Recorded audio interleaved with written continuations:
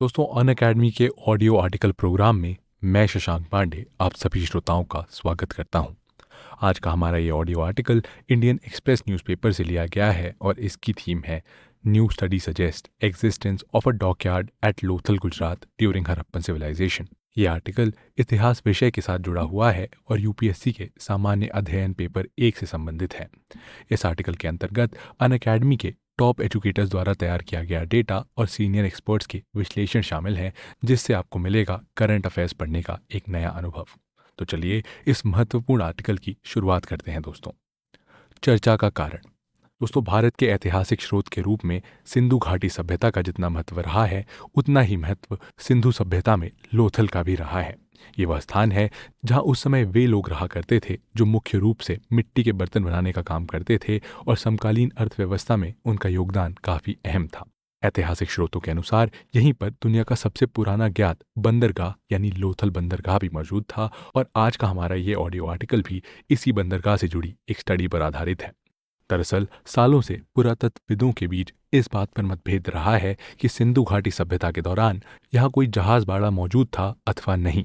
इसीलिए यहाँ शोधकर्ता लगातार खोज और स्टडी करते रहते हैं और हाल ही में की गई एक स्टडी ने जहाजी बाड़े के अस्तित्व को स्वीकार किया है। खोज में क्या मिला? हाल ही में आईआईटी गांधीनगर के शोधकर्ताओं द्वारा किए गए एक नए अध्ययन में प्राप्त साक्ष्य यहाँ पर डॉकयार्ड के अस्तित्व की पुष्टि करते हैं। इस अग्रणी शोध से इस बात की नई जानकारी मिलती है कि इस क्षेत्र ने जल जीवन के साथ साथ प्राचीन व्यापार और सांस्कृतिक संबंधों को कैसे आकार दिया था। शोध में प्राप्त साक्ष्यों से ये भी पता चलता है कि उस समय पर साबरमती नदी लोथल के निकट से ही बहती थी, जो अब लगभग 20 किलोमीटर दूर बहती है।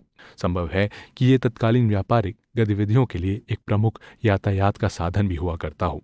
शोधकर्ताओं को ये संपूर्ण जानकारी सैटेलाइट चित्रों के माध्यम से प्राप्त हुई है और अब हम जानेंगे लोथल के बारे में। 1950 की खोज। 1950 के दशक में जब इसकी खोज हुई थी और माना गया था कि ये एक डॉकयार्ड है, तब से पुरातत्वविदों और विशेषज्ञों के बीच इसके अस्तित्व को लेकर काफी मतभेद होते रहे हैं, जिसमें प्रमुख तर्क है कि लोथल एक हड़प्पा कालीन डॉकयार्ड था जिसके अंतर्गत 222 गुणा 37 मीटर का बेसिन मौजूद था, जिसके डॉकयार्ड होने का दावा किया जाता है। इसके अलावा यहाँ पर जहाजों तथा नावों के लिए घाट और हड़प्पा की मोहरे जैसी कलाकृतियां भी प्राप्त हुई। लोथल का शहरी नियोजन और बुनियादी ढांचा कैसा था? दोस्तों, लोथल एक बेहतरीन नगर योजना से परिपूर्ण शहर था और अपनी बनावट की वजह से ही ये बाढ़ से बचा रह सकता था। यहाँ घर सीढ़ीदार चबूतरे पर बनाए जाते थे जो 3 तरफ से परिधीय दीवार से घिरे हुए थे और इन घरों को ब्लॉकों के रूप में व्यवस्थित किया गया था। शहर को गढ़ यानी कि किले और निचले शहर के रूप में विभाजित किया गया था और ऊपर के किले में शासक का निवास शामिल था और पक्की सड़कें, भूमिगत नालियां तथा कुएं जैसी नागरिक सुविधाएं यहाँ प्रदान की गई थी। निचला शहर भी सामान्य रूप से सुनियोजित था, जिसमें वाणिज्यिक केंद्र, आवासीय क्षेत्र और जहाजों के लिए घाट था जो व्यापारिक गतिविधियों के लिए महत्वपूर्ण था। यहाँ एक एक अवरोध मुक्त जल या अपशिष्ट निपटान प्रणाली मौजूद थी, जिसने ये सुनिश्चित किया कि शहर में उन्नत जल निकासी की व्यवस्था थी। लोथल की महत्वपूर्ण आर्थिक और औद्योगिक गतिविधियां। मित्रों, लोथल तत्कालीन समय का एक महत्वपूर्ण औद्योगिक केंद्र था और यहाँ पर कई प्रकार के कांस्य औजार तथा आभूषण निर्मित किए जाते थे और इसीलिए यहाँ पर अन्य स्थानों से तांबा और बहुमूल्य पत्थर आयात किए जाते थे। इसी कारण यह आभूषण एवं मनका उद्योग एक विशिष्ट उद्यम के रूप में भी विकसित हुआ था। यानी इससे पता चलता है कि यहाँ पूरी तरह से एक व्यापार नेटवर्क विकसित हो चुका था जो हड़प्पा सभ्यता के दौरान विभिन्न भागों में अपने उत्पादों का निर्यात करता था। अध्ययन कैसे किया गया? इस महत्वपूर्ण अध्ययन के लिए शोधकर्ताओं ने 3D मॉडल पर आधारित प्रारंभिक मानचित्रों, उपग्रह चित्रों और डिजिटल ओनियन मॉडल से प्राप्त आंकड़ों का उपयोग किया, जो खगोलीय पिंड की कलाकृति को स्पष्ट रूप से दर्शाते हैं। शोधकर्ताओं ने मुख्य तौर पर 19वीं सदी के 2 स्थलाकृतिक मानचित्रों पर भी ध्यान केंद्रित किया।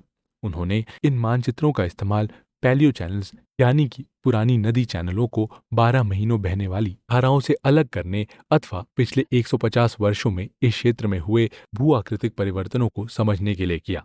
निष्कर्ष। दोस्तों, वैज्ञानिकों द्वारा किया गया ये शोध डॉकयार्ड सिद्धांत का समर्थन करता है और ऐतिहासिक इनलेट से संबंधित चिंताओं को संबोधित करता है, जो नदी और समुद्री मार्गों के माध्यम से व्यापार के तत्कालीन समय में लोथल के महत्व को प्रदर्शित करता है। और आइए अब जरा एक प्रश्न को देखते हैं। प्रश्न।